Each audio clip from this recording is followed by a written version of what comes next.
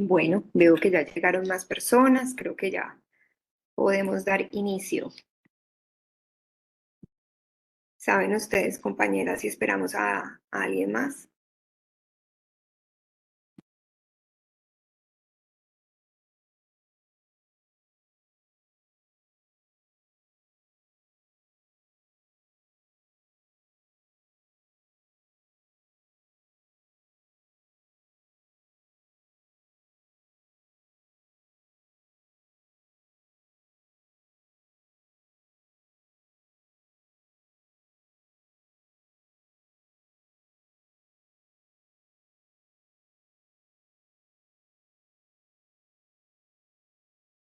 Listo, por el respeto al resto de las personas, ¿les parece entonces si iniciamos?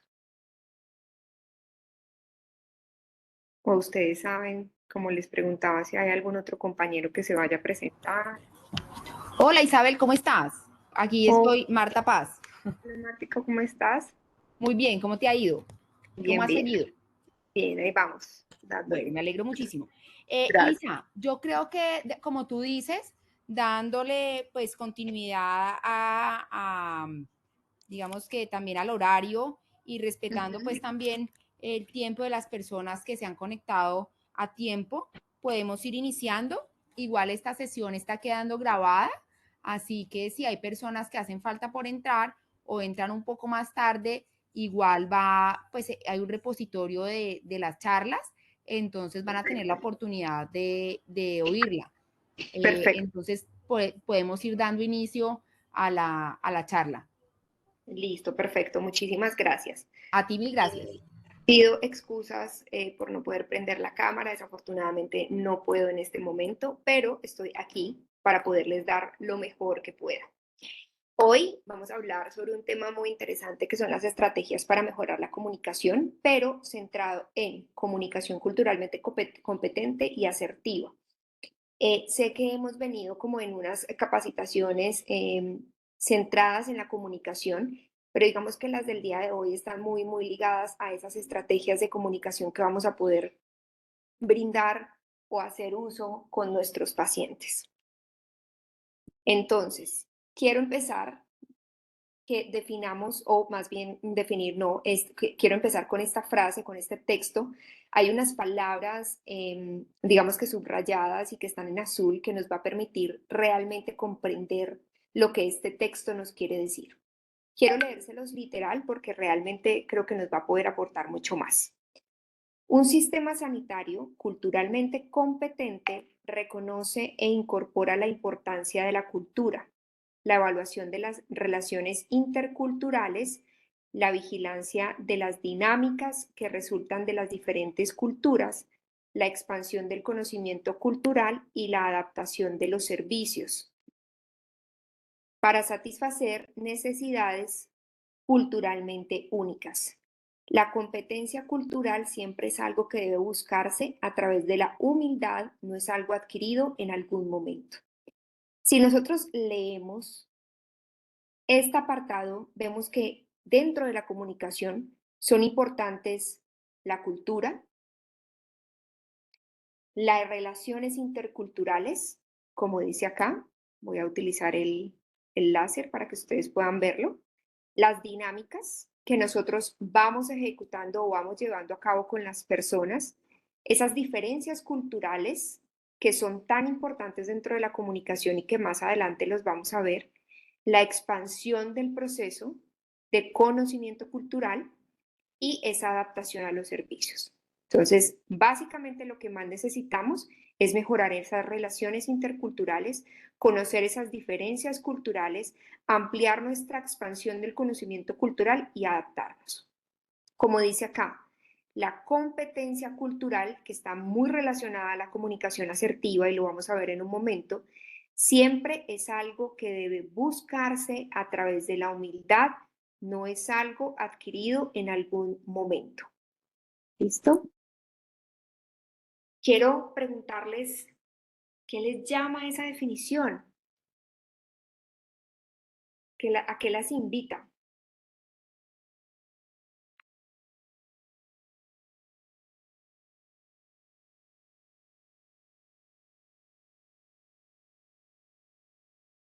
Nos invita No todas a la vez.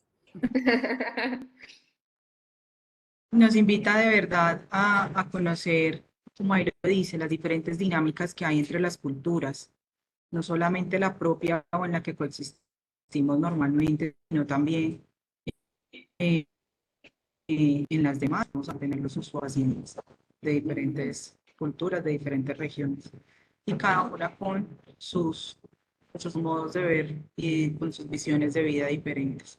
Exactamente. Si nosotros podemos mirar o centrarnos en ese modo de ver y en esa forma diferente de ver, pues vamos a evidenciar realmente una, una diferencia cultural que en nuestro caso es muy importante llevar a cabo. ¿Por qué? Porque nosotros tenemos también mucha población indígena o tenemos mucha población no solamente indígena, sino de otro tipo de creencias, de religiones, de niveles de espiritualidad. Entonces vemos personas que creen en Cristo, que creen en Testigo de Jehová, y Testigo de Jehová no permite transfusiones. Imagínense para los pacientes que tienen leucemia o que tienen algún tipo de cáncer y en algún momento llegan a necesitar eh, transfusiones. Entonces es importante conocer cada una de esas dinámicas para que nosotros dentro de la comunicación podamos brindarle un adecuado acompañamiento. Imagínense, por ejemplo, a las familias que son testigos de Jehová, que no permiten una transfusión, yendo nosotros en contra de sus creencias, llamando a trabajo social, llamando a psicología para que el paciente y la familia cambien de opinión, y si no cambian de opinión, entonces llamemos a bienestar familiar. Entonces, de una u otra manera, todo eso se hace es porque no tenemos esa expansión del conocimiento y porque en algún momento nos falta buscar esa expansión o esa competencia cultural, como lo dice acá, a través de la humildad. Y es eso, poder identificar los contextos, adaptarme a esos contextos y poder brindar un buen acompañamiento para fortalecer todas las estrategias que tengan los pacientes y las familias y, por supuesto, la adherencia al tratamiento. Entonces, ¿qué es esa competencia cultural de la que estamos hablando acá? Que es tan importante. No es algo que se adquiere o se tiene de forma permanente. Es decir, que es algo, es un continuo, ¿sí? Yo voy dentro de ese continuo aprendiendo, mirando, visualizando, conociendo. Yo voy identificando cada uno de los aspectos. Ocurre a lo largo de un continuo. Es decir, mi conocimiento, mi competencia cultural no es la misma de hace 2 años o 3 años o cuando yo empecé en este campo. Ha ido cambiando, ha ido reformulándose a través de que también mi dimensión espiritual se va cambiando y se va reformulando. Comenzamos con esa sensibilidad, perdón, abarca, perdón, esa sensibilidad cultural, como lo decíamos acá, esa posibilidad de adaptarnos a los servicios y de satisfacer esas necesidades culturalmente únicas. El conocimiento de sus propias percepciones y sesgos. ¿Qué significa? Que cuando yo adquiero esa competencia cultural, que es tan importante dentro de la comunicación, ¿qué hago? Yo aprendo a quitar en gran medida estos sesgos que puedan surgir y que realmente me puedan ayudar a aliviar. Por ejemplo, si yo veo a una mamá muy joven con varios hijos, el sesgo es, es que esa mamá no se cuidó, es que para qué tiene más hijos, es que mire todo lo que se le ha presentado, pero realmente no sabemos qué está pasando más allá de esa familia, de esa experiencia. Es importante que dentro de esa competencia cultural yo tenga muy claro que mi pensamiento, mi perspectiva y mis vivencias son diferentes a las de otro ser humano. Esa competencia crece con la experiencia, con los errores, con esto que ustedes están haciendo, con formar una lista detallada de qué decir, qué no decir en esos momentos, para aprender a escuchar activamente a sus pacientes. ¿Cómo aprendemos a escuchar activamente a nuestros pacientes? Guardando silencio. Si el silencio es incómodo, yo las invito que, por ejemplo, cuenten del 1 al 10 y del 10 al 1. Eso les va a permitir escuchar, aprender activamente de sus pacientes y las familias y que los silencios no sean tan incómodos. ¿Listo? O pueden preguntar cosas como, ¿puedo aportar a lo que tú estás diciendo? ¿Hay algo más que yo deba saber? Etcétera.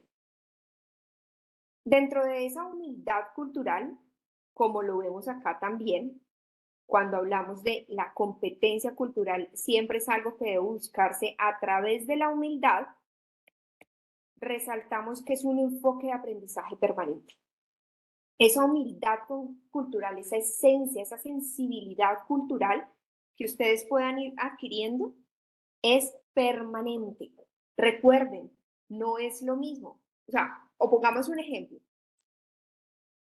Las personas que están aquí en este momento, y voy a detener un segundo la presentación para poder ver los nombres, ¿hace cuánto están en este campo de oncología pediátrica?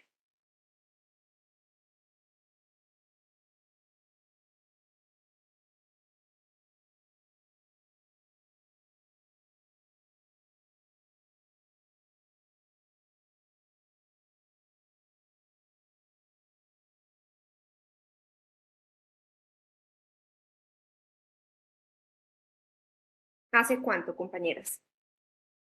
La idea es que podamos participar para hacer mucho más amena la presentación, que no sea solamente yo que esté hablando, sino también ustedes. ¿Hace cuánto se dedican a esto? Angélica, por ejemplo, ¿hace cuánto estás en esto? Ya ibas a hablar, lo vi. Sí. La conexión, Que se están burlando a mí porque la conexión, la conexión. realmente yo llevo en la empresa que 4 meses, 5 meses desde eso, pero igual yo en otros trabajos sí he trabajado con niños, entonces sí, por ejemplo, que alrededor de 1 año, 2 años, pero ya netamente así en oncología clínica como tal, este año. Ok. La percepción que tú tienes culturalmente es la misma, de ahora, perdón, es la misma que tenías antes de cuando empezaste.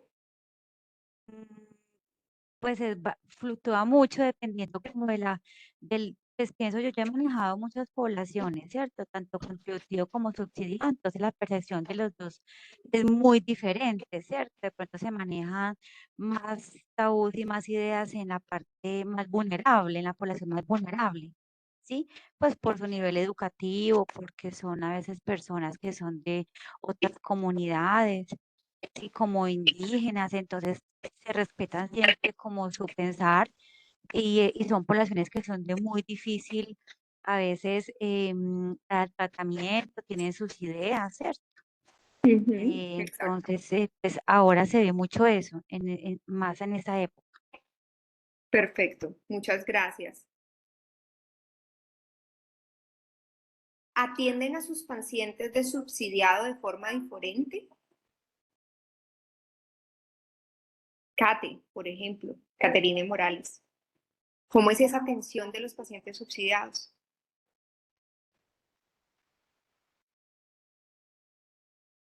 O Sandra Monroy, que nos pueda compartir.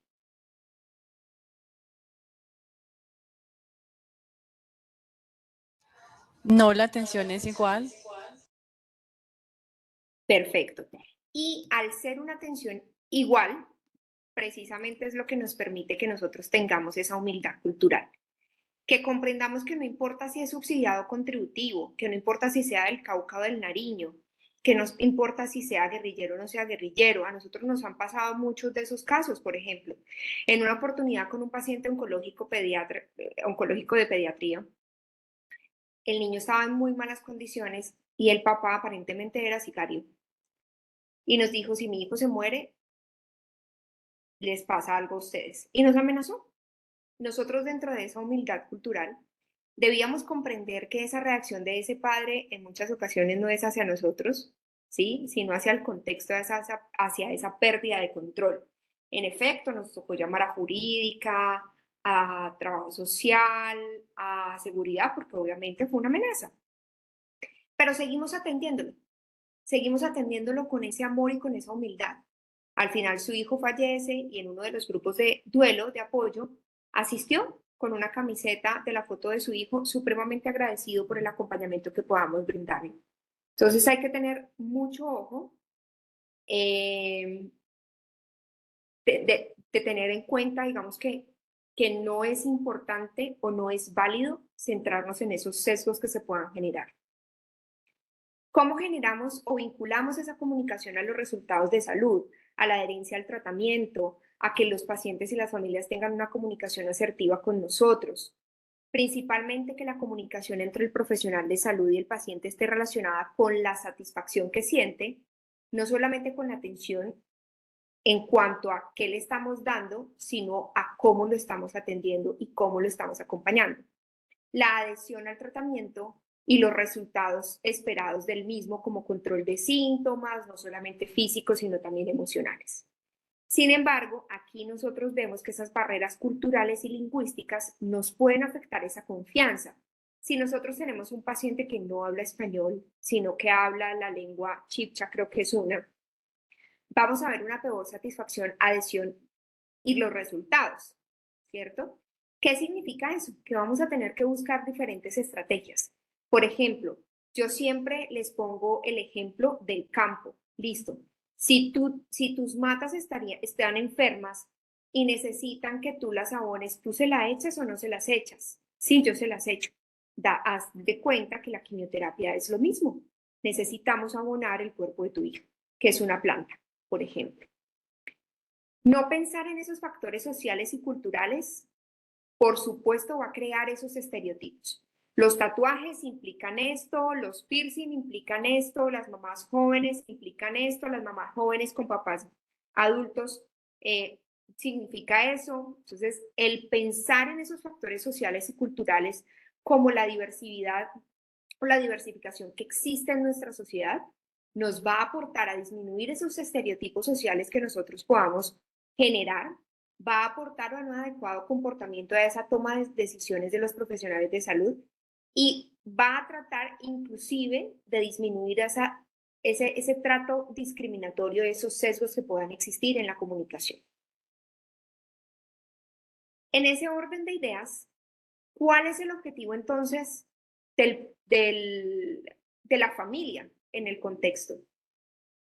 Ayudar al paciente a satisfacer las necesidades de atención médica, sentirse escuchado y respetado, recibir servicios médicos y recursos disponibles, determinar el rol de toma de decisiones, si es activo o si es pasivo, es decir, si algo pasa con mi hijo, yo soy quien tomo las decisiones, si soy pasivo, entonces yo la comparto con esa persona que es activa.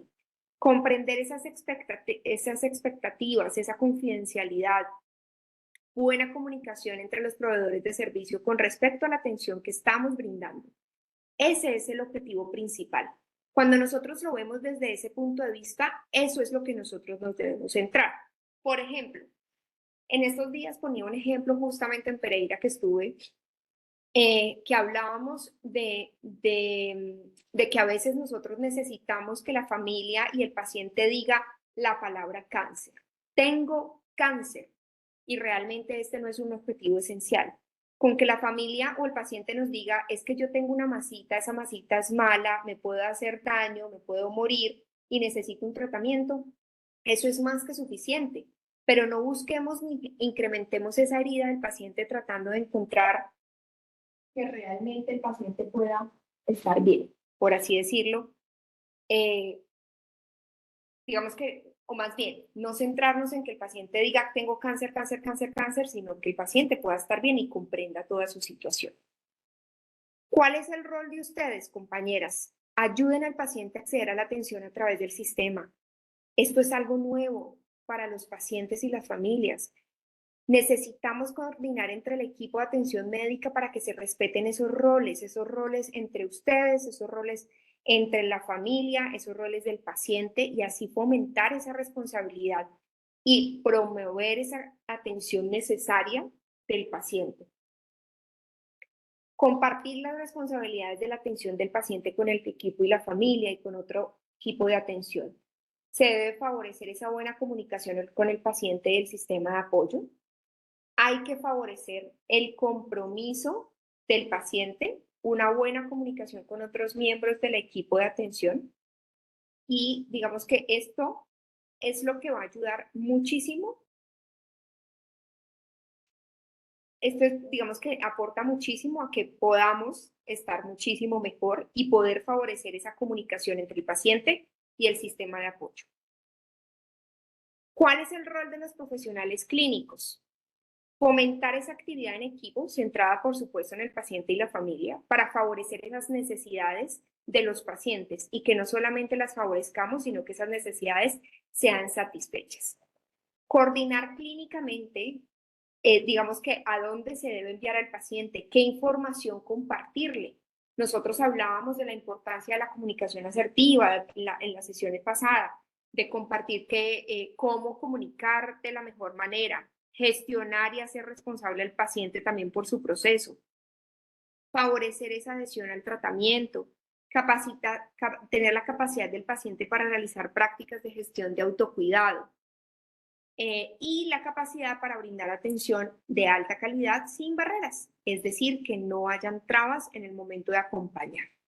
En cuanto más trabas de autorizaciones, es que ese código no era, es que era este código, es que esto sí, es que esto no, más sufrimiento va a aumentar en el paciente y más dificultades vamos a ver al respecto. ¿Y cuáles son los deberes de las instituciones de salud? Integrar el personal, la información y otros recursos necesarios para llevar a cabo actividades de atención de los pacientes, por supuesto. Facilitar esa presentación adecuada y eficiente de los servicios de atención médica. Y lo más importante, control de síntomas. Acceder a las fuentes de pago de los servicios médicos prestados, por supuesto, es uno de los derechos. Favorecer ese alto nivel de satisfacción del paciente, brindar servicios de calidad y tener roles claros. Si nosotros nos damos cuenta, dentro de las labores de la institución de salud, de los profesionales clínicos y de los navegadores de pacientes, es tener el rol claro. Y el rol claro implica, por supuesto, vincular a la comunicación, a la familia, a los navegadores, a los profesionales clínicos y a la institución de salud. ¿Hasta aquí tienen alguna pregunta?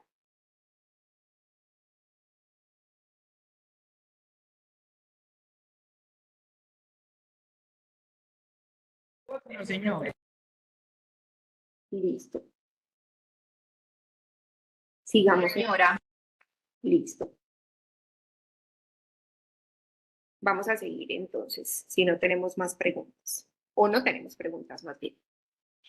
Y entonces, dentro de ese comprender la visión del mundo de un paciente, que indudablemente puede ayudar al profesional a comprender cómo ve el paciente su enfermedad y sus pensamientos, digamos que va a estar centrado en darse cuenta de la falta de conocimiento. Entonces, ¿qué es lo importante acá? Que nosotros dentro de esa visión del mundo del paciente, recordemos o tengamos en cuenta que hay incompetencia inconsciente, incompetencia consciente, competencia consciente y competencia inconsciente. Sé que estos términos son un poco malucos, por así decirlo. ¿Cuál es la incompetencia consciente? Es básicamente caminar sin darse cuenta de la falta de conocimiento. La incompetencia consciente es estar consciente de que falta conocimiento, de que no sabe cómo aplicar el conocimiento de varias culturas a la práctica. En ese orden de ideas, dentro de esa visión del mundo, lo que queremos es que ustedes sean con competencia consciente, es decir, que tengan ese aprendizaje intencional, esa práctica de la sensibilidad cultural. ¿Listo? ¿Qué no queremos? Que ustedes brinden una atención inconsciente, es decir, que lo hagan porque eso es el día a día, porque no hay otra cosa que podamos hacer, sino que realmente que lo hagamos porque nos nace y porque nos centramos en esa sensibilidad cultural y en comprender a ese paciente y esas acciones, esos pensamientos como resultado. Entonces tenemos aquí en cuenta que existe incompetencia inconsciente, incompetencia consciente, que básicamente es esa falta de conocimiento. O sea, yo no me doy cuenta de que existe en el número 1 y en el número 2 me doy cuenta de que existe, pero no hago nada para aplicarlo. Y la competencia consciente es cuando yo me doy cuenta que existe una visión diferente del mundo desde varios pacientes, soy consciente de eso, aprendo esa sensibilidad cultural y la competencia inconsciente es brindar atención cultural competente sin pensar en ello. En ese orden de ideas, compañeras, ¿qué se espera? ¿Dónde quisiéramos estar nosotros dentro de estos factores que influyen en esa visión del mundo del paciente?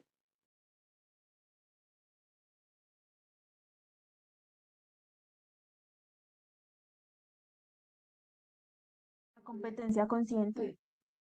La competencia consciente, en efecto. La competencia consciente es brindar una atención y una comunicación sensiblemente cultural y un aprendizaje intencional. Si ustedes están acostumbrados a dar las malas noticias o acompañar, como lo veíamos en el protocolo anterior, que el EPICE el EPICE no es solamente para comunicar malas noticias, sino también para la comunicación difícil. Entonces, ¿cómo vamos a generar toda esa visión del mundo? Aprendiendo. Yo me doy cuenta que a esta familia, por ejemplo, yo debo tratarlo de esta forma. Y pueden ayudarse de los psicólogos. Cada vez que yo tenía pacientes un poco críticos, igual que las familias, yo les decía, hay que explicarles la información detalladamente, con pincitas, con muñequitos, mostrándoles el aparato, las imágenes, porque eso es lo que va a ayudar a que la familia realmente comprenda que esto es lo que se está presentando. ¿Preguntas, compañeras?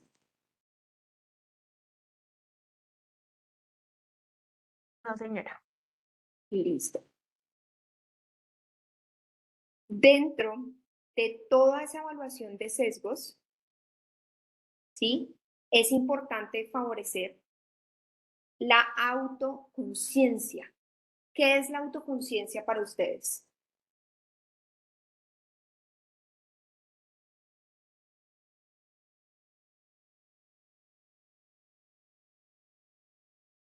¿Qué será esa autoconciencia?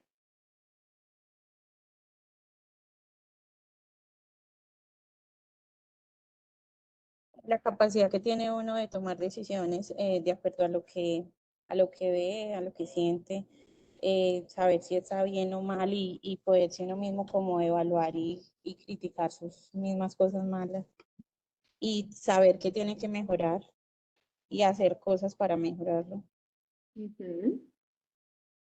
En efecto, la autoconciencia es básicamente la capacidad que yo tengo para fluir en el aquí y en el ahora. Les voy a hacer un pequeño ejercicio en este momento. ¿Cómo están sentadas ustedes en este momento? ¿De la forma en que están sentadas es cómodo o no es cómodo? ¿Están sentadas cómodamente o no?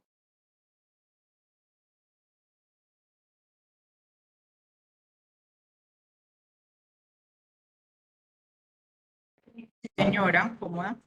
Sí, estoy cómoda también. Ok, Señora, como bien, estoy cómoda. Listo, perfecto. ¿Alguna cambio de posición? Que dijera, uy, yo no me había dado cuenta de cómo estaba, de verdad estoy incómoda. ¿Alguna le pasó? no que uno se queda estatua y analiza. Eso fue lo que hice. Súper. Y es que esa autoconciencia precisamente está centrada en eso, en la capacidad que yo tengo para centrarme en el aquí y en el ahora, para centrarme en cómo estoy, qué estoy sintiendo, dónde lo estoy sintiendo, tengo hambre, tengo sed, me duele algo, no me duele nada, estoy plena, no estoy plena. Cuando yo tengo esa capacidad de tener esa autoconciencia, yo voy a tener esa conciencia de mis sesgos y prejuicios personales hacia algunos grupos culturales. Por ejemplo, les confieso aquí, yo tengo tatuajes. Hay muchas familias que tienen muchos sesgos y prejuicios acerca de los tatuajes y me han juzgado en más de una oportunidad. O puede ser que me hayan juzgado por ser tan joven. ¿Les ha pasado a ustedes que las familias los hayan juzgado por algo en específico?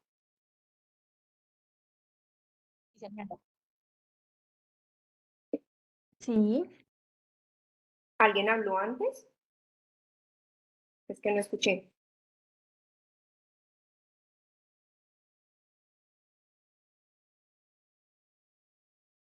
¿Qué les han dicho las familias, por ejemplo? de pronto porque lo ven a uno joven y consideran que uno no tiene la capacidad de darles respuesta a los requerimientos. Exactamente. ¿En algún momento han tenido ustedes sesgos hacia los grupos culturales? ¿Y esto les ha afectado la forma en que atienden, por ejemplo? ¿O creen que lo han sabido llevar de una forma asertiva? A mí una vez me pasó, pues no sé, son como infidencias, pero sí de pronto pacientes que uno de pronto es consciente de que ellos son de bajos recursos, pero una cosa no lleva a que, digamos, sean mal, pues que tengan mal aseo, que sean, sí, como en ese aspecto. Entonces yo me fui como a reflexionar qué tenía que ver la pobreza con el mal aseo. Y de pronto sí lo interioricé y como que traté de quitarme ese sesgo, pero sí de pronto lo pensé. Perfecto. Ese, por ejemplo, es un sesgo, ¿sí? Usualmente nosotros pensamos, tengo que atender a un cáncer de vagina o un cáncer genitourinario. Usualmente el cáncer de cervix en las mujeres huele muy maluco y lo asociamos con personas con que de pronto no se cuidan bien, entonces me voy a ir con un tapaboca de N95 para no sentir el olor. Nos puede pasar. Entonces, la idea es que ustedes sean conscientes de esos sesgos, que tengan la habilidad para realizar una evaluación de las necesidades como lo hizo nuestra compañera, ¿sí? Y aparte de todo, que tengan ese conocimiento de la visión del mundo del paciente. No que nosotros entremos a Google y averigüemos cuáles son las poblaciones indígenas y cuál es la forma en que podemos acompañar. No, es la visión del mundo del paciente. Su biología, su cultura, su sociedad, su lenguaje.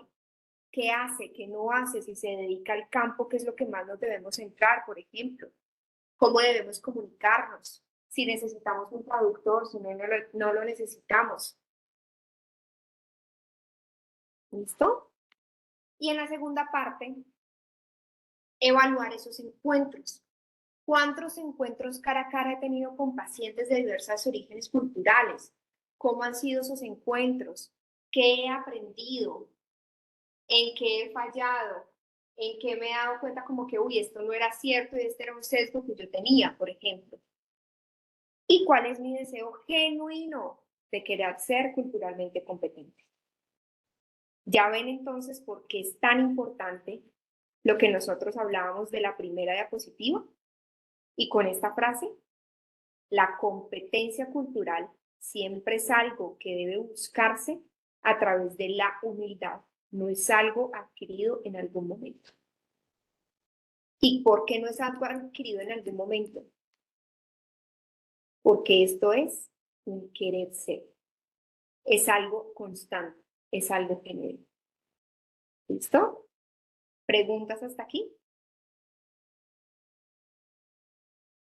Yo quisiera hacer una reflexión respecto a esa primera frase y me lleva a una época, bueno, cuando hice mi práctica y yo pues estaba en el ámbito de atención primaria social.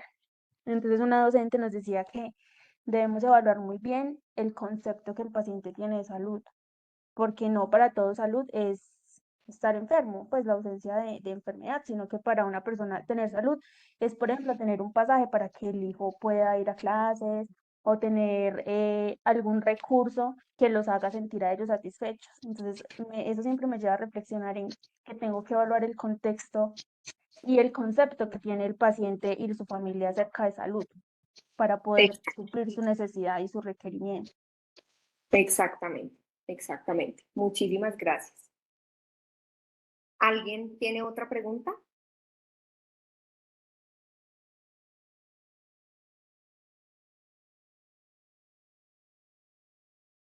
Bueno, creo que no. Ahora vamos a hablar de esas estrategias para una mejor comunicación. Quiero que veamos este siguiente video. Por favor, vayan anotando las reflexiones que ustedes ven, a ver qué nos puede llevar y qué podemos aprender. ¿Listo?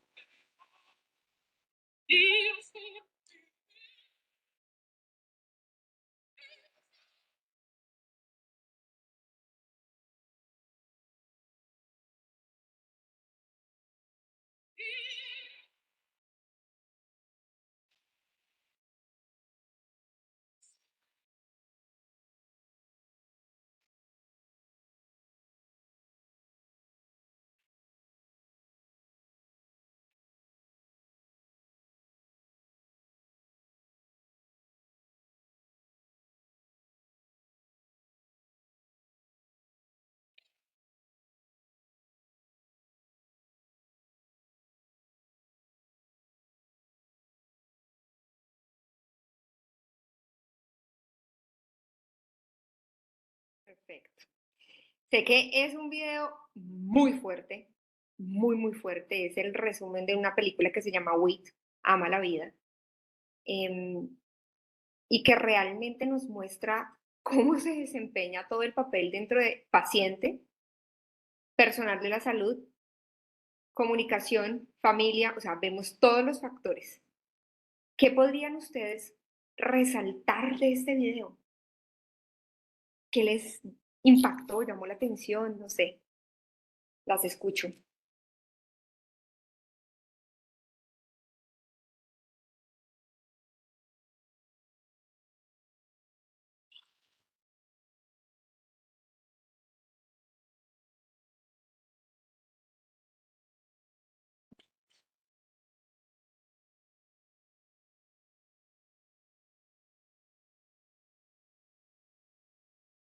Angélica. Pues realmente yo lo que puedo observar del video es que pues en ningún momento vi como que tuviese el acompañamiento de esa parte médica que de pronto esa paciente espera ya con de pronto un diagnóstico oncológico. Siempre la veía sola en el video, ya Ujú. solo con la familia, pero la parte como médica no estaba ahí. Pienso que eso fue lo que más me llamó la atención, que no tuviese ese acompañamiento tan humanizado que de pronto ahorita en nuestra sociedad estamos tratando de trabajar y de mejorar. Eso. Exactamente. Muchas gracias, Angélica. ¿Quién más?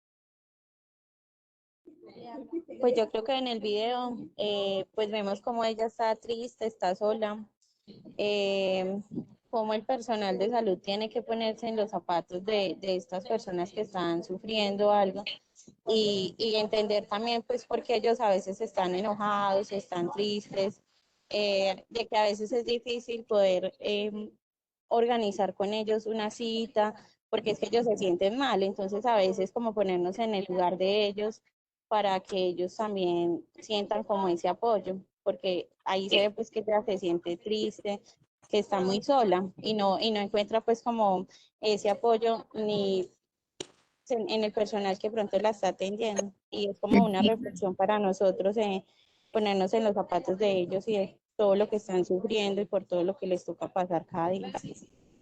Exactamente. Muchas gracias.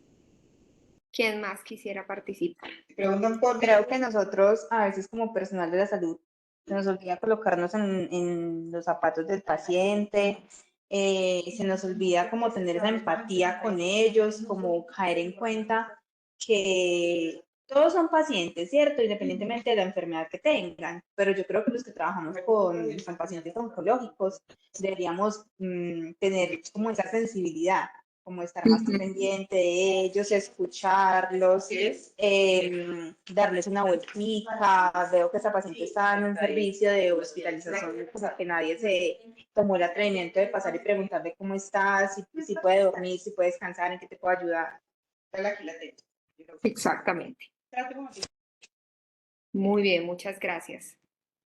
¿Una tercera persona para finalizar? ¿Le gustaría participar?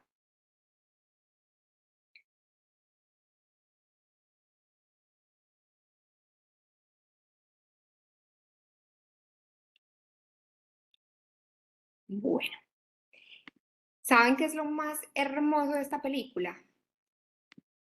La actriz se supone que es una científica, filósofa, si no estoy mal, y al ser como o tener este prototipo, estas capacidades o este léxico también, el médico le dijo la comunicación de malas noticias así, directamente, sin tener la posibilidad de quitar esos sesgos y de ser un poco más humano y entender que como pacientes dejamos de ser profesionales.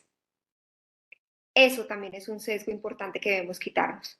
Si ustedes atienden personal de la salud, tengan en cuenta que no son personal de la salud, son pacientes. Dentro de esa estrategia para mejorar una mejor comunicación, como lo decía una de nuestras compañeras, la empatía. Recuerden que no solamente nos basamos en empatía, sino también en compasión.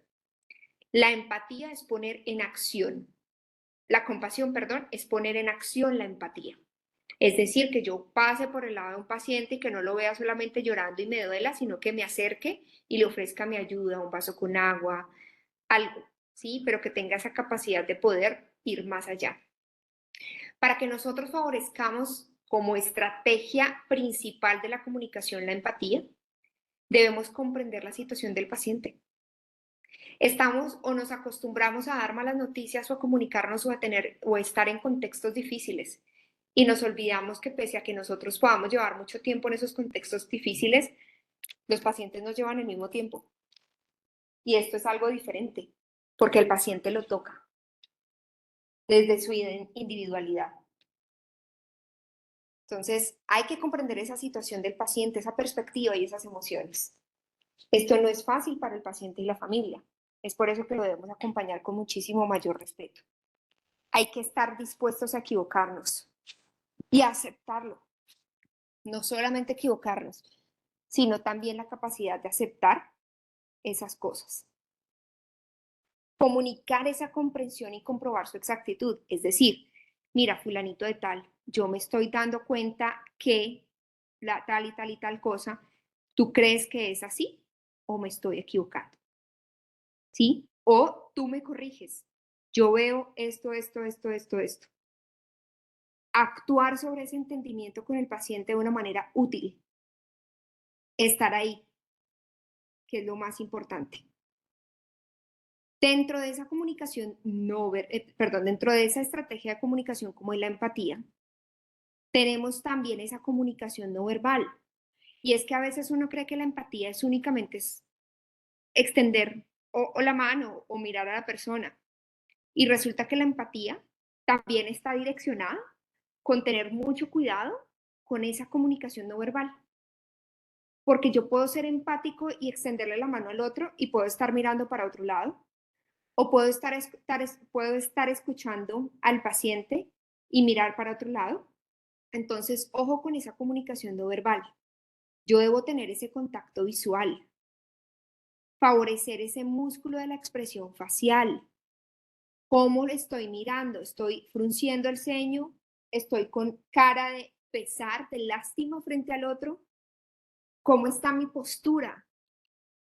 Uno de los ejercicios que me parece fundamentales para ayudar con el tema de la postura es llevar las manos hacia atrás, como si yo estuviera o tratando de tocar el pecho con el cielo. Esta es una de las cosas que nos pueden ayudar. El afecto, el amor. Ojo con el tono de voz, ni muy bajito ni muy alto.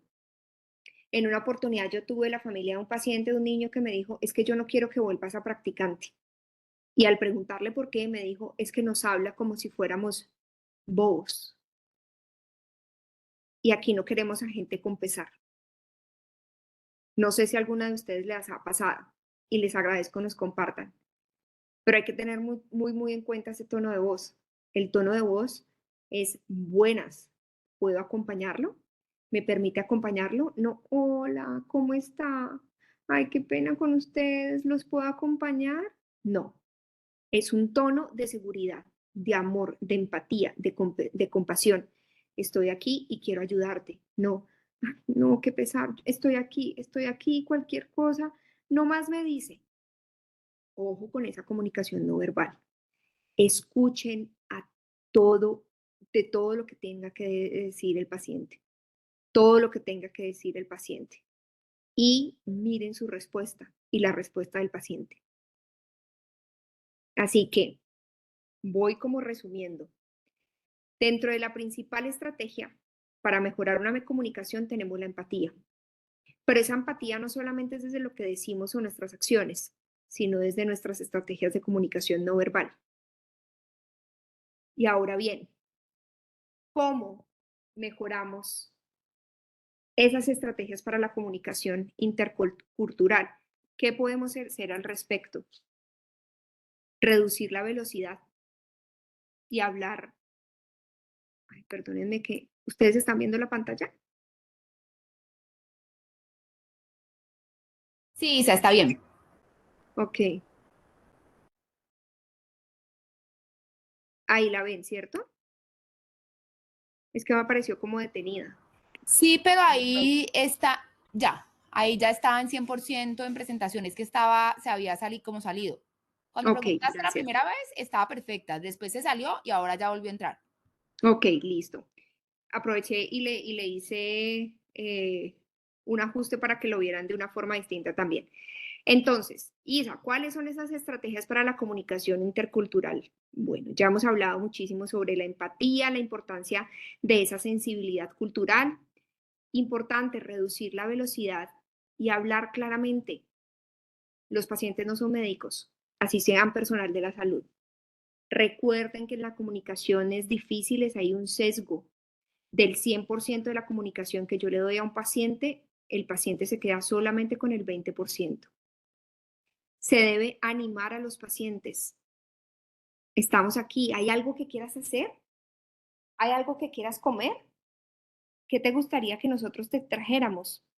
Por ejemplo, no usar jerga, modismos, ni refranes. ¿Listo? Evitar el humor. Es decir, como, a ver, un ejemplo de evitar un humor. Eh, Uy, yo he visto que esto muy poco salen, pero aquí estamos.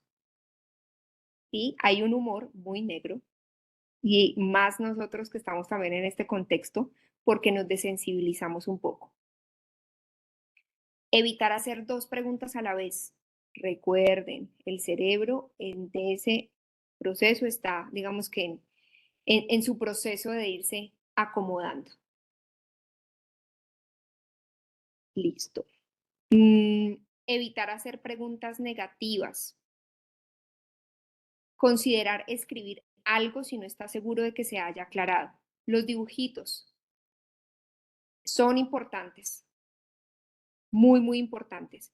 Que ustedes tengan la posibilidad de escribir, de dibujar, de mostrar las imágenes, por ejemplo. Y turnarse en la conversación, asegurándose de escuchar completamente las respuestas, resumir y repetir lo dicho. Esto ayuda mucho, como me siento triste. Cuéntame, ¿qué te tiene triste? Estoy muy desesperado. Me gustaría escucharte un poco más. ¿Qué te tiene desesperado? Eso ayuda a que resuene en el paciente. ¿Listo? Este es otras estrategias para la comunicación intercultural. Esta es la segunda. Este es un modelo que se llama LEARN. Listen, explain, acknowledge, recommend and negotiate. Creo que se pronuncia así la última palabra, negotiate, algo así. Entonces, el primero, escuchar. El segundo, explicar. El tercero es identificar el conocimiento que tiene el paciente de lo que ustedes acaban de decir. El cuarto, recomendar, y el segundo es negociar o llegar a acuerdos o explicarle cuál va a ser el plan de acción. Pero si nosotros nos damos cuenta dentro de estas estrategias para la comunicación intercultural, el primero siempre va a estar escuchar.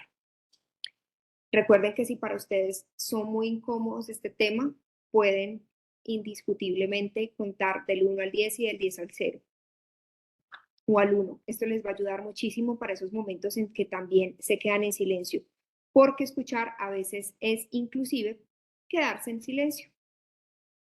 ¿Listo? ¿Algunas preguntas hasta aquí?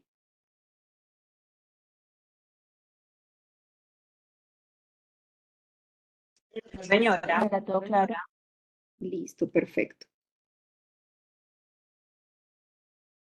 Vamos entonces con la tercera estrategia de la comunicación intercultural. Nosotros en psicología llamamos mucho el rapport como ese romper el hielo o esa compenetración que tengamos con el paciente. ¿Cómo podemos romper ese rapport o generar más bien ese rapport y esa compenetración dentro del modelo de respeto? Puedo, por ejemplo, decirle, wow, está haciendo mucho sol. Yo acá dentro del consultorio lo estoy sintiendo. O, estoy viendo que hoy el día amaneció como frío. ¿A ti qué te parece? Cosas por ese estilo ayudan muchísimo. Si ustedes ven que el paciente tiene la camiseta del color que a ustedes les gusta, por ejemplo, con los adolescentes o los niños, a mí me encanta ese color de camiseta. ¿Dónde lo puedo conseguir? Eso es lo primero, porque es lo más primordial para generar una buena comunicación. Segundo, la empatía. Empathy, support, partnership y explanation. Compenetración, empatía, apoyo, asociación, digamos que así lo traducen en español, pero es más como un partner, un amigo, una persona en la que yo pueda confiar. Y por supuesto, generar esa explicación o dar esa explicación que en ese modelo de respect se asocia mucho con el de learn en negociación. ¿Listo? Negociación, planeación, presentar la estrategia de intervención es básicamente lo mismo. ¿Listo? Vamos a hacer entonces ahora una actividad. Yo quiero saber si en esta plataforma tenemos la posibilidad de dividirnos en grupos, pero creo que no, ¿cierto? No, no, no.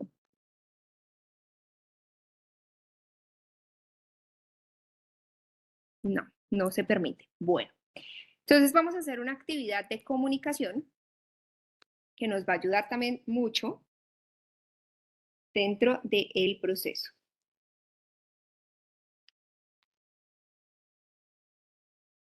Estoy asustado. ¿Qué responderíamos?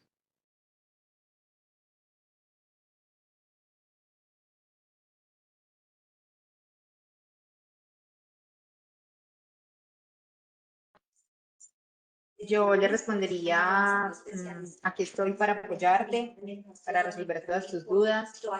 ¿Qué puedo hacer por ti en este momento? Ujú. Muy bien, qué buena respuesta. ¿Qué podrían decir ustedes? Esta es una situación muy difícil, creo que cualquiera estaría asustado, puedes compartirme más información, es válido cómo te sientes, estoy aquí para escucharte, por ejemplo. Muy bien, muy bonito, muchas gracias. Necesito un poco de esperanza. ¿Qué responderían ustedes?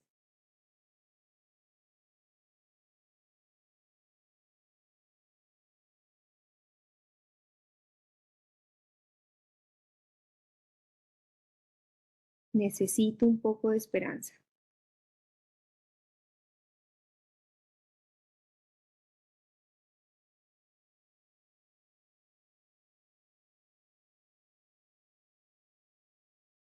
Sé que es de las más difíciles.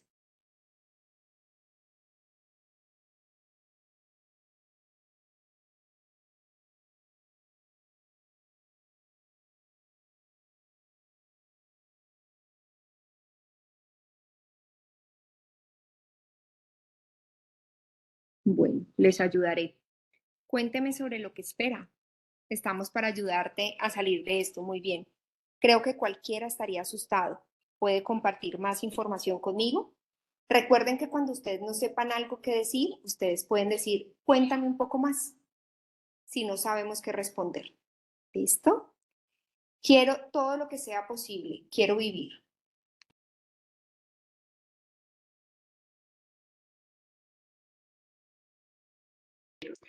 Yo respondería que claro, que se va a hacer todo lo posible.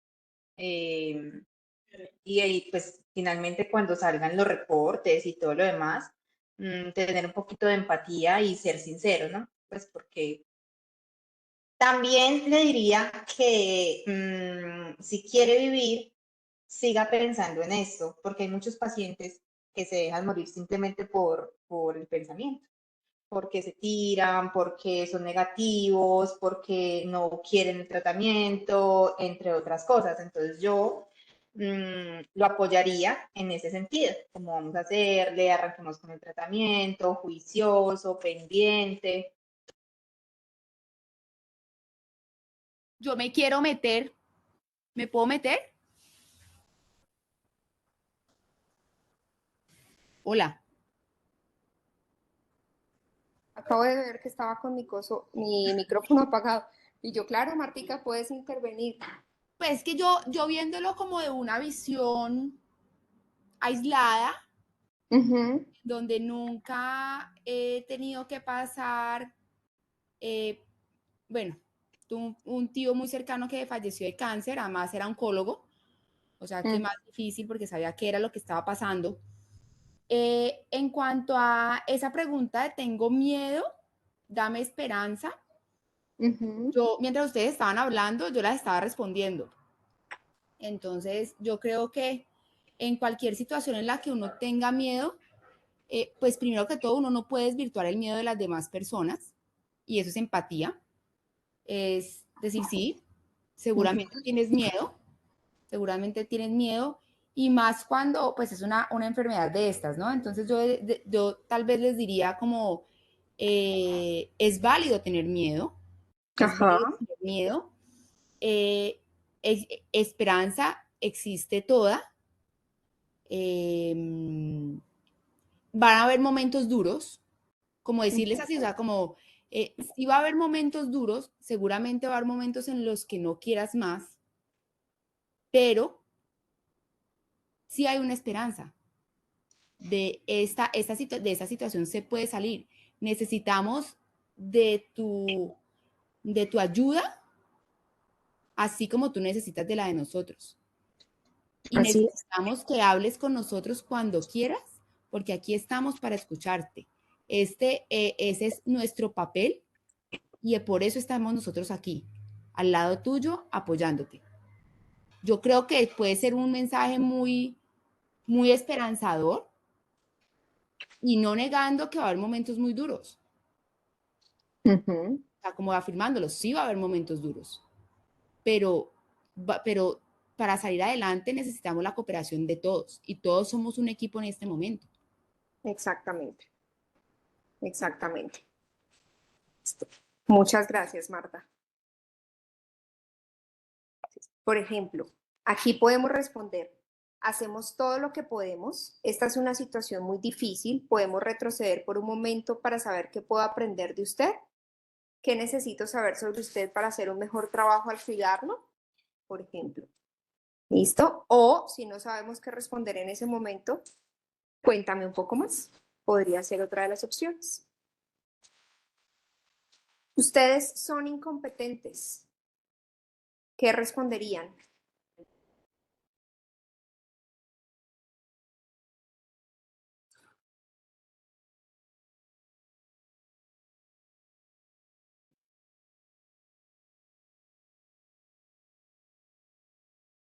Bueno, yo creo que le preguntaría por qué, ¿cierto? Entonces, primero me sentaría, hablaría con el paciente, le preguntaría por qué crees que somos incompetentes, en qué estamos fallando, qué crees que necesitas para cambiar ese concepto que tienes pues como de nosotros. O sea, yo primero indagaría por qué el paciente cree que somos incompetentes, en qué estamos fallando con respecto a su enfermedad. Exactamente. Dentro de la comunicación nosotros vemos que existe, cuando los pacientes están muy alterados, 3 fases dentro de esa ira. Hay una fase de disparo, que es en la que el paciente o la familia puede estar muy alterado emocionalmente por lo que se está presentando y responde de forma grosera ante ustedes. ¿Qué hacemos nosotros en ese punto de vista? Esperar a que esa fase baje, porque de lo contrario, si empezamos con, pero ¿por qué nos está tratando de esa manera? Eso no es cierto, o refutando lo que nos está diciendo el paciente o la familia, puede generar aún mayores dificultades. Entonces, lo importante es saber que en esa fase de disparo lo que se necesita es escuchar. Básicamente, escuchar. Estar ahí y escuchar. Después viene una fase de enlentecimiento o de bajada, como le digo yo, que es cuando ya empiezan a tener un poquito más de conciencia acerca de lo que puede estar pasando y que realmente no son ustedes o no somos nosotros los incompetentes, sino que la situación puede generar ese malestar. ¿Sí? Entonces hay que tener mucho, mucho cuidado en esto. Alguien escribió en mensaje y no me deja ver. Dame un segundo, yo lo busco, chat, ahora sí. Comprendo su inconformidad, nuestro equipo está presto a mejorar para brindar una mejor atención. Cuéntame qué situación le genera incomodidad. Estamos para ayudarle, o si de pronto nos quedamos paralizados, recuerden que tenemos algo que se llama Cuéntame un poco más. ¿Listo? Bueno. ¿Preguntas, inquietudes con relación a esta primera parte? Yo tengo una pregunta.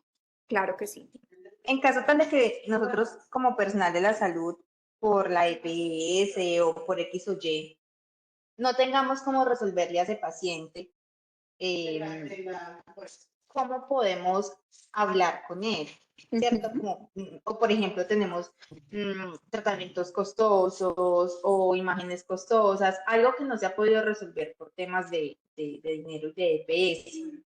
¿Cómo le Ujú. puedo dar yo la cara a ese paciente? ¿Qué le puedo decir? ¿Qué le puedo responder? Como para no quedar como tan...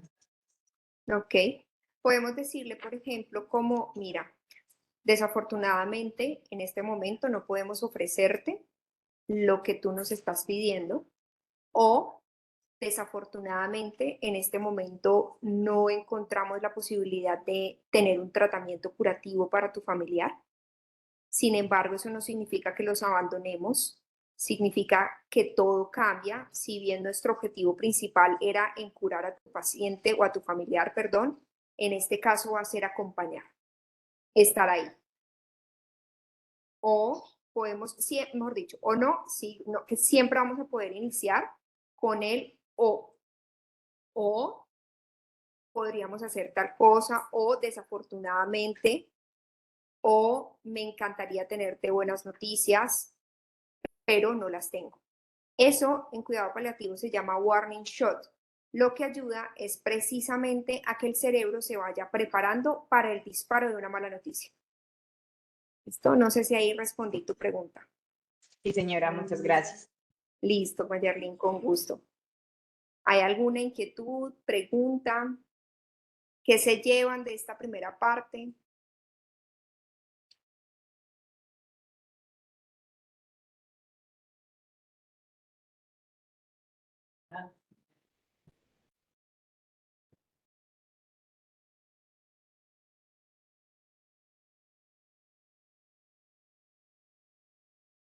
Yo creo, Isa, que les has dado una cantidad de herramientas importantes que sirven para enfrentar situaciones en las que también se confronta como el trabajo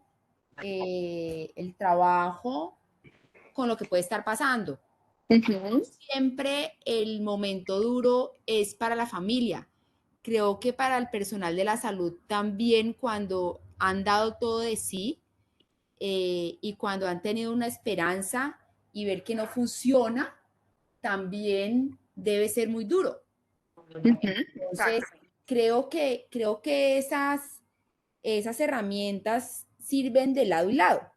Eh, ver cómo también bajar la información para hacerlo más sincero eh, y ponerlas en tal lenguaje que puedan llegar de pronto más allá de lo que esperaría una persona de una noticia, si sea buena o mala. Entonces creo que son muchas herramientas Ujú. muy valiosas para poner en práctica. Claro que sí, Marta, muchísimas gracias. Sé que en este apartado hemos hablado de la comunicación culturalmente competente y hemos hablado en parte de la comunicación asertiva y estrategias de comunicación asertiva. Nos falta enfatizar un poquito más acerca de comunicación asertiva. Quiero preguntarte, Marta, ¿cómo estamos de tiempo? Hola, Hola. es hasta tengo entendido que era hasta las 4, de 2:30 a 4, son Ujú. las 3:43, o sea que yo creería, porque la siguiente capacitación que hay hoy, yo no sé si es de ustedes también, empieza a las 4:30, o sea que, pues, digamos que por el uso de la plataforma no hay problema. No sé, es el tiempo de ustedes. Digamos, estaba programada hasta las 4, o sea, quedarían 15 minutos. Y no sé si se pueden extender un poco más por el tiempo de todos ustedes. Ustedes nos dirán si hay más preguntas, si les parece bien hasta allí, si desean que nos tomemos un receso, empezamos con el otro tema hasta la otra parte. Igual, como les digo, siempre trato de vincular todo el tema de comunicación asertiva, de las estrategias, de qué decir, qué no decir, que fue principalmente lo de la última parte. Entonces, no sé, también ustedes cómo está el tiempo también.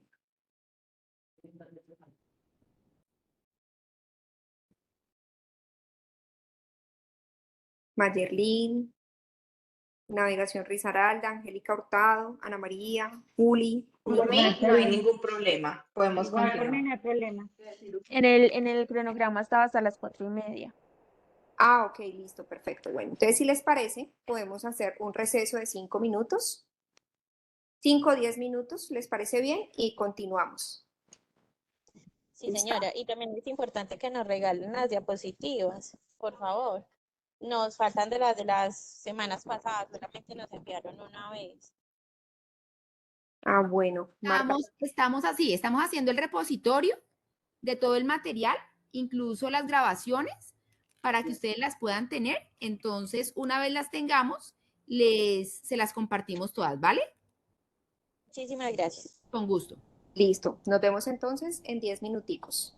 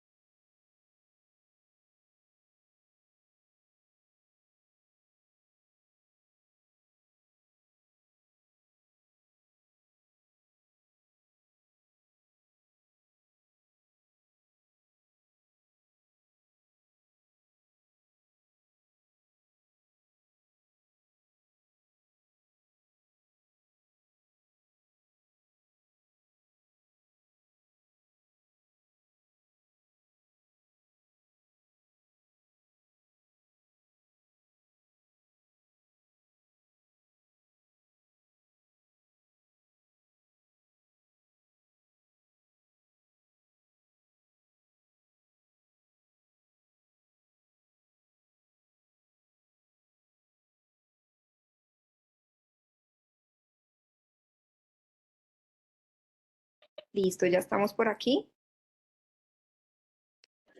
Sí, señor. Bueno, perfecto. Vamos entonces a retomar esta parte que vamos a hacer. Es muy, no, pues digamos que siempre trato de mostrarles a ustedes no tanto teoría, pero digamos que el objetivo principal es que ustedes se lleven otras herramientas distintas. ¿Listo? Entonces voy a compartir pantalla. Aquí está. Vamos a hablar sobre la comunicación asertiva. Ya voy. Termino y voy. Sobre la comunicación asertiva. Dentro de la comunicación asertiva hay definiciones esenciales y son empatía, simpatía, compasión. Entonces, como nosotros lo vemos acá, en este gráfico que nos parece lo más maravilloso del mundo, en ti, en los demás, en lo que sientes y en lo que haces. Entonces, en este nivel de conexión tenemos, por ejemplo, simpatía, donde el esfuerzo es bajo, el compromiso es menor. La simpatía es lo siento por ti. Va subiendo la empatía con mayor esfuerzo y mayor compromiso. Lo siento contigo. Y la compasión, como lo hablaba hace un momento, que ya está en un equilibrio entre el esfuerzo y el compromiso, es me conmueve. La simpatía es por ti, la empatía contigo y la compasión me conmueve. ¿Listo? Entonces, para que nosotros tengamos una comunicación asertiva, lo más importante es tener un nivel de conexión lo más alto posible. ¿Listo? ¿Cuál es ese nivel de conexión entonces, de acuerdo a lo que les acabo de compartir? La compasión. ¿Por qué? Porque esa es la respuesta emocional que incluye acciones para aliviar el sufrimiento del paciente, para aliviar no solamente el sufrimiento físico, sino el emocional. Y realmente, digamos que el sufrimiento está más destinado como a la parte emocional. ¿Listo? El dolor está más relacionado a lo físico. Estos son los elementos de una buena comunicación asertiva. Las habilidades, que es básicamente las palabras que decimos y los comportamientos que mostramos. Esos componentes básicos de toda comunicación. Los mapas cognitivos parlantes, que son esas hojas de ruta que te guían a través de una conversación. Y la serie de habilidades encadenadas de forma lógica y centrada en el paciente. Y las capacidades es lo que aportamos a la conversación. Esa curiosidad, esa autoconciencia que hablábamos hace un momento para evitar los sesgos y esa ecuanimidad. Entonces, para que ustedes tengan una buena comunicación asertiva, debemos tener habilidades, debemos tener una hoja de ruta, por ejemplo, ay Dios, si yo no sé qué responder, entonces respondo, cuéntame un poco más, y esas capacidades, lo que aportamos a la conversación. Este es un modelo de comunicación compasiva y asertiva. Empatía, yo podría ser tú. Oportunidades empáticas es igual a los momentos en los que los pacientes expresan explícita o implícitamente su emoción. Es importante reconocer que dentro de la comunicación asertiva, lo más importante es el paciente. El personal deja de ser cuidador, el protagonista principal, ¿sí? Pasa a ser el paciente el protagonista más importante de la historia, del que te determina, digamos que todo el proceso. Hay unos continuadores empáticos y unos terminadores empáticos. Aquí, dentro de estas herramientas básicas, también lo explican. ¿Cuáles son esos continuadores empáticos? Por ejemplo, esto está siendo muy difícil para mí, no creo poder superarlo. El conector sería, comprendo que esto sea difícil para ti, sin embargo, aquí vamos a estar y vamos a apoyarte. Terminadores empáticos es, no creo que pueda vivir con esto me está superando. Los terminadores empáticos no están solos. ¿Listo? Entonces, en esa comunicación asertiva es necesario que nos centremos más en la comunicación compasiva. Ustedes pueden encontrar en la literatura comunicación asertiva y les van a dar a ustedes 1000 cosas de literatura. Pero como estamos en la parte de oncología y específicamente con niños, yo les traje principalmente de comunicación asertiva. Entonces, continuadores empáticos, vayan buscando la forma en que ustedes continúan una conversación empáticamente. Por ejemplo, lo que nos preguntaba ahorita nuestra compañera, bueno, sí, yo tengo un paciente y me pregunta cosas y yo no tengo la respuesta, ¿cómo le puedo decir? Me gustaría tener la respuesta para esto, pero no la tengo, ¿sí? O me gustaría darte la indicación para esta, pero no la tengo. ¿Listo? Esos son continuadores empáticos. Yo no le estoy diciendo a esa persona que su vida va a mejorar. Le estoy diciendo, no sabemos qué pueda pasar y estamos aquí contigo. ¿Listo? Estas son las formas en que respondemos a las emociones. Hay emociones básicas. Primero, nombren las emociones del paciente. Mucha gente en tu situación se sentiría frustrada.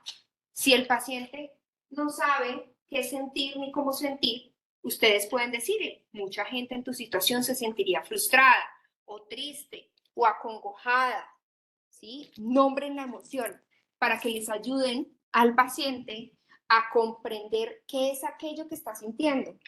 Una vez una paciente llegó y me dijo, es que yo no sé si siento. Y cuando empezamos a analizar, realmente nos dimos cuenta que en efecto ella sí sentía, solo que no sabía nombrar sus emociones. El segundo es comprender. Solo puedo imaginar que esto debe ser muy duro, ¿sí? Comprendo. Esto es difícil, esto es duro. Y los deseos, ojalá tuviéramos otro tratamiento eficaz. Ojalá tuviéramos algo más que ofrecerte, pero desafortunadamente no lo tenemos. Si bien en este momento no vamos a poder curar, siempre vamos a poder cuidar. Y si no vamos a poder cuidar, vamos a poder estar. ¿Listo? ¿Hasta aquí hay alguna pregunta?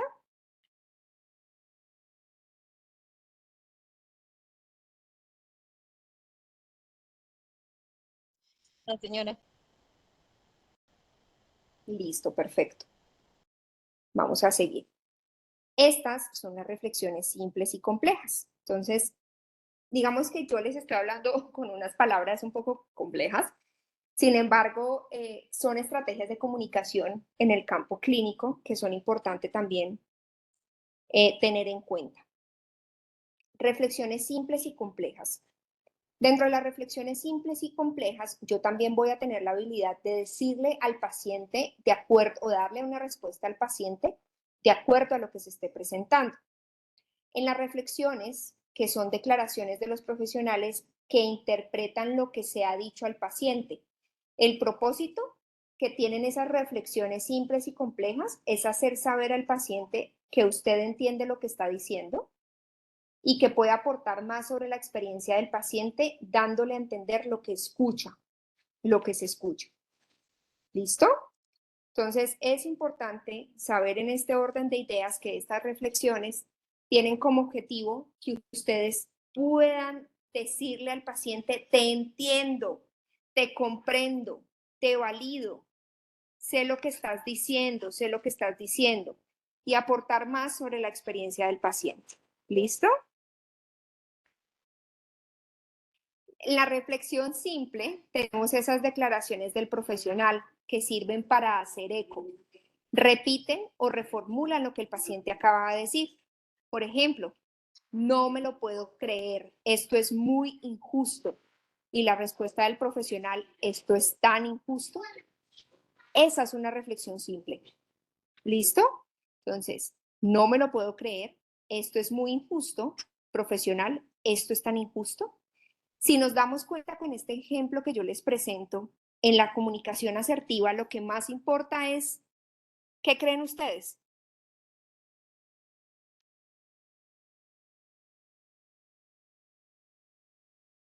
¿Qué creen ustedes que sea lo más importante de acuerdo al ejemplo que les traigo y a lo que les he dicho?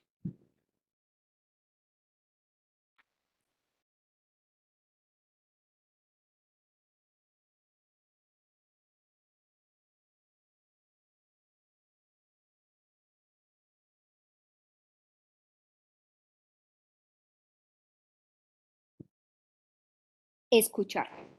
Eso es lo más importante. Dentro de la comunicación asertiva, para que ustedes sepan cómo brindar un acompañamiento, yo necesito escuchar. Dentro de esa reflexión simple, que acuérdense que tiene como propósito que ustedes puedan entender lo que está diciendo y sintiendo el paciente y le puedan aportar sobre esa experiencia dándole a entender que se le escucha, aquí lo estamos diciendo. En la reflexión simple, no me lo puedo creer, esto es muy injusto, profesional, esto es tan injusto. En la reflexión compleja, son declaraciones que hacemos nosotros para parafrasear o reflejar el significado de lo que está diciendo el paciente. Requiere más habilidad porque el profesional interpreta lo que se le está diciendo. Por ejemplo, no puedo pensar en ello, necesito mantenerme positivo. El profesional, puedo imaginar que puede ser muy aterrador pensar en la posibilidad de morir. ¿Cuál creen ustedes que es la diferencia entre la reflexión simple y la reflexión compleja? ¿O qué es lo que lo hace más difícil?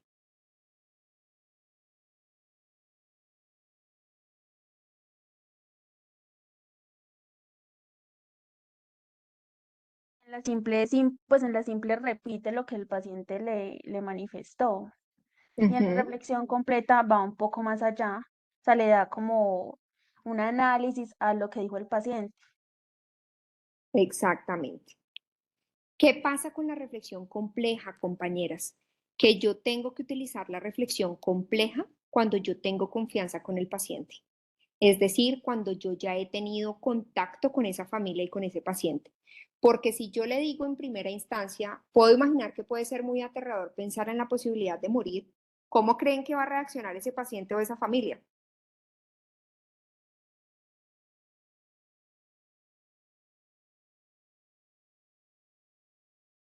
Terrible. No van a querer Ya está volver a hablar matando al con familiar. nosotros. Estás matando al familiar. No va a querer tener contacto con nosotros, no se va a querer relacionar con nosotros, le va a parecer demasiado difícil lo que se pueda estar presentando, ¿sí? Entonces aquí hay que tener muy en cuenta eso. ¿Listo? ¿Qué tiene de decir dar noticias serias? Perdón, ¿qué tiene de difícil dar noticias serias? Uno, lleva tiempo. Los pacientes pueden reflejar emociones y nosotros nos sentimos mal por la noticia.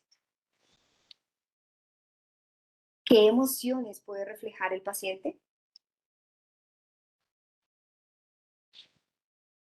Tristeza, llanto, enojo, Incertidumbre. incertidumbre.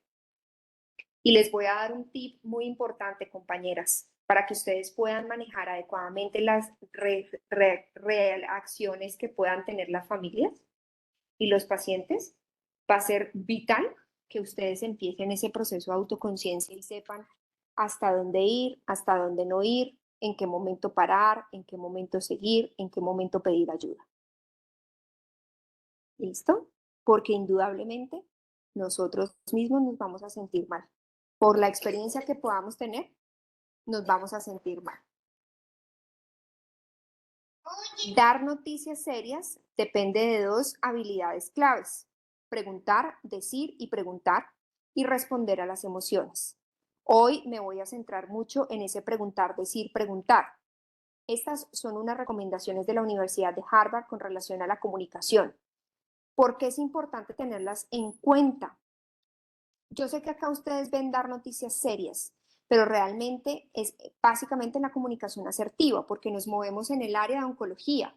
Y en oncología, desafortunadamente, en la gran mayoría no hay noticias bonitas. Entonces, estas son dos habilidades clave: preguntar, decir, preguntar y responder a las emociones. En ese preguntar, decir, preguntar es necesario, pero insuficiente. Discúlpenme, discúlpenme un segundito que mi sobrino llegó y está gritando por si lo escucharon, entonces voy a hacerme en otro lado. ¿Ahí me escuchan? Señora. Listo, perfecto. Entonces, en ese preguntar, decir, preguntar, es necesario, digamos, en cierto sentido, pero insuficiente. Cuando el cerebro emocional se dispara, el cognitivo se apaga. Por eso es necesario. ¿Qué pasa cuando el cerebro emocional se dispara? Que indudablemente el paciente puede estar experimentando y expresando muchas emociones y muchas reacciones, y ustedes pueden recibir esas emociones y esas reacciones de ese paciente, de esa familia, y su sistema cognitivo puede apagarse. El de ustedes, no el del paciente y la familia. Es por eso que es tan importante que ustedes puedan llevar a cabo procesos de autocuidado que van a ser también parte fundamental de los procesos. Los estudios de resonancia magnética funcional confirman que cuando la información emocional va acompañada de una respuesta empática, los pacientes retienen más. ¿Sabían ustedes eso?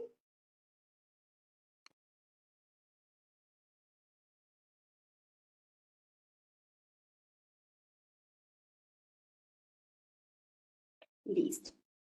Entonces, nos vamos a centrar en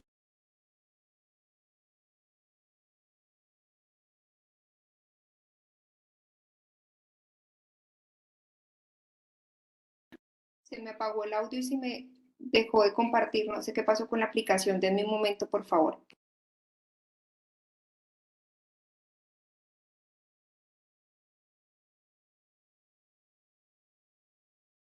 Creo que no sé si por allá está tronando, por donde tú estás, está como queriendo llover, entonces yo creo que de pronto es el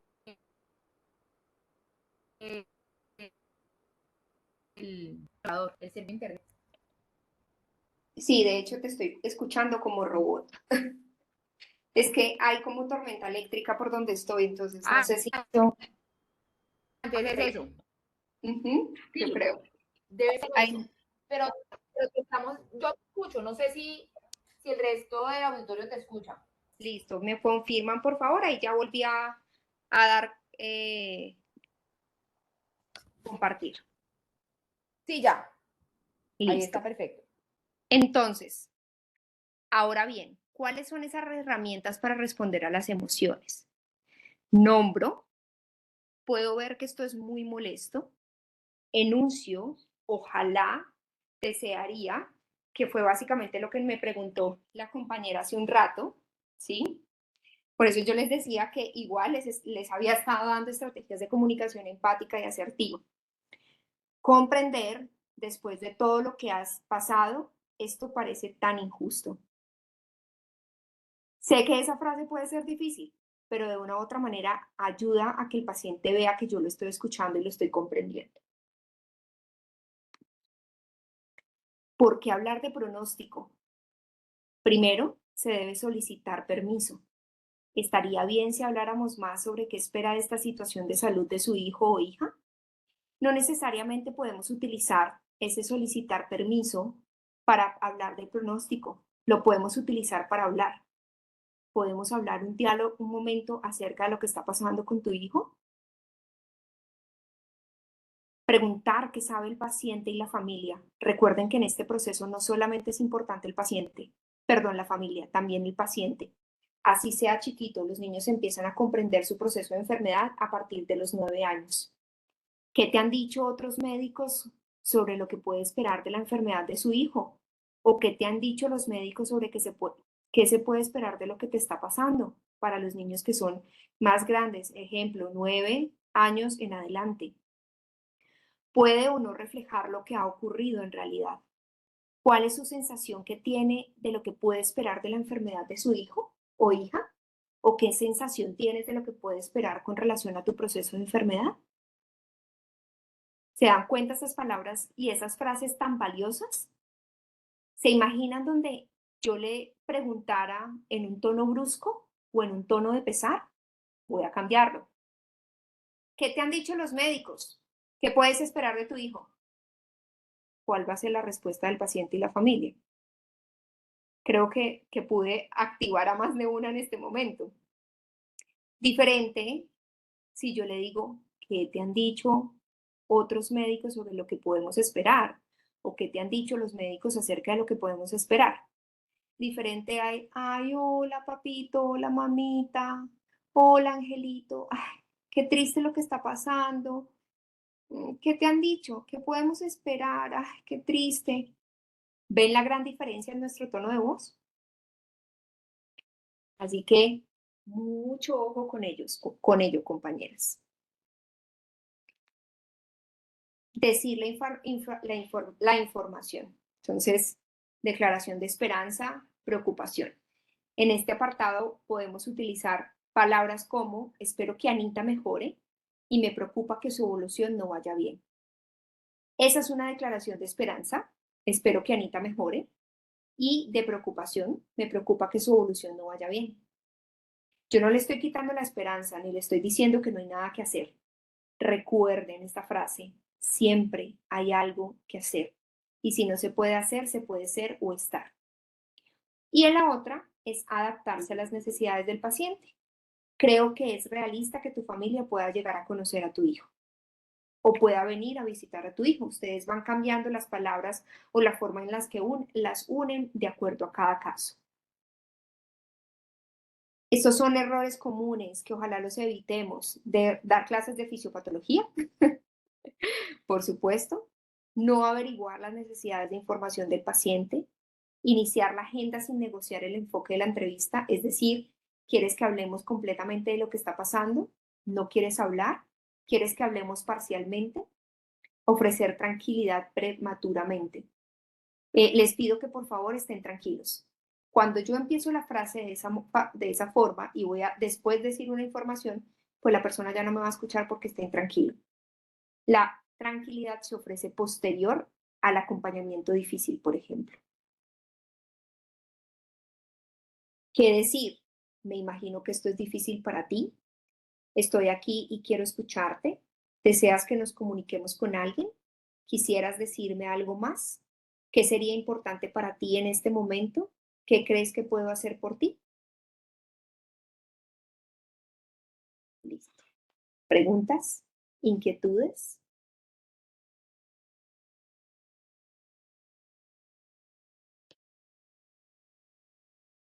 ¿Qué les pareció esta segunda parte que sé que era un poquito más rápida porque el objetivo no era teoría, como lo hablamos ahorita sobre la comunicación cultural, por así decirlo, sino más bien frases, palabras que podamos utilizar? Inquietudes, preguntas, quisiera escucharlas, quisiera saber qué se llevan el día de hoy.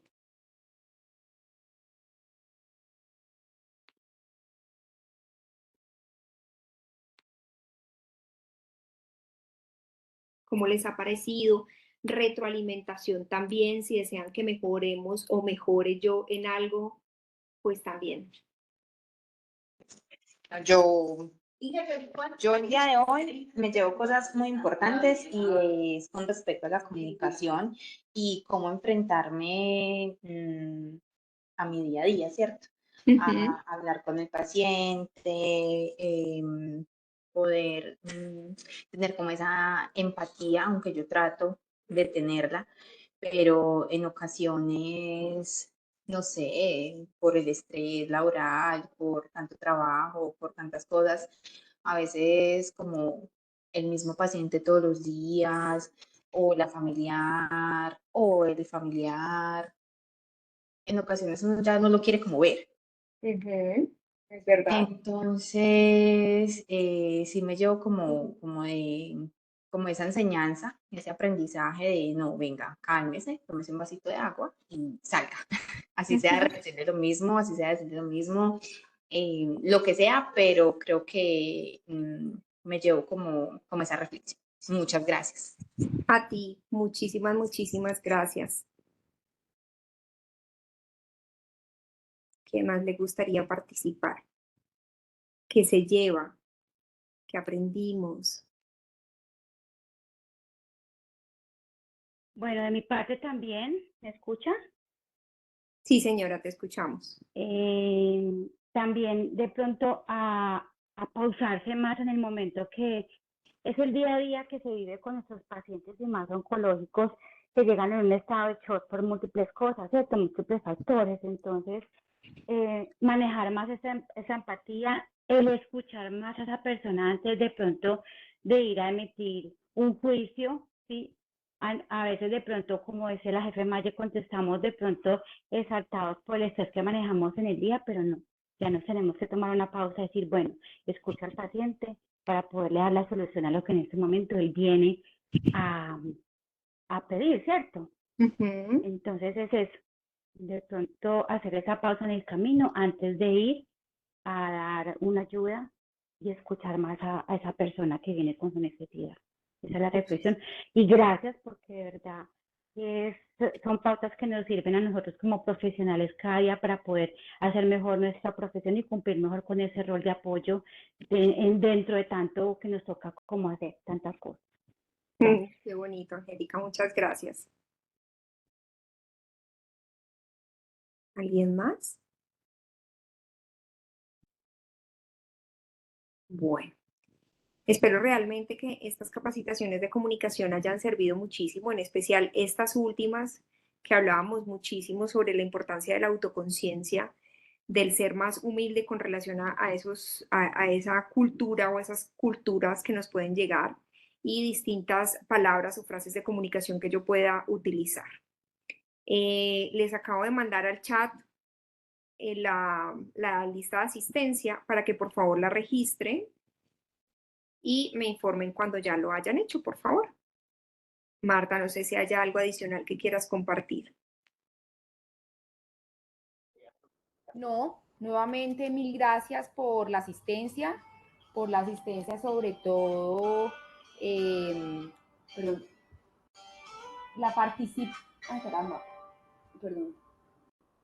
la participación activa, porque una cosa es estar ahí detrás de la pantalla y otra cosa es compartir todo lo que han compartido.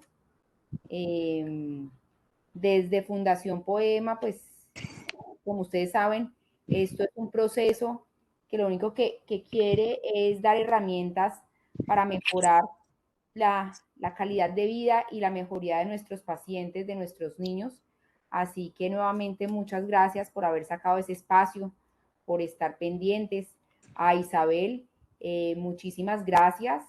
Creo que yo también me llevo mucho de las capacitaciones. Siempre habían estado la doctora Karina o Vivian. Yo nunca había estado en la capacitación. Muchísimas gracias porque esto nos nutre a todos y las experiencias de todos son muy importantes para nuestro día a día. Y no solo en la parte de los pacientes, sino que si realmente lo llevamos a nuestra vida diaria, también para el manejo de cosas en nuestras familias, con nuestros hijos, con nuestras parejas, con nuestra familia, bueno, con nuestros jefes. Totalmente. Con todos. Entonces, mil y mil gracias nuevamente. Creo que esto, pues, como les dije, nos nutre y nos llena de cosas buenas para nuestra vida y para nuestra quehacer profesional. Así es. Muchas gracias a ustedes por permitirme compartirles un poquito de mi conocimiento, de mi formación, de lo que he ido aprendiendo durante todos estos años. Y bueno, espero realmente que haya sido de total provecho para todas. Gracias. Recuerden firmar, porfa, la asistencia. Y una vez ya lo hayan hecho, nos avisan para poder dar por terminada la sesión. Gracias. Ya diligenciada. ¿Alguien falta por diligenciar? Mayerlin dijo listo, Juliana listo. ¿El resto? Sí, señora, muchas gracias. Ok. ¿Alguien falta? Faltarían 5 por confirmarnos.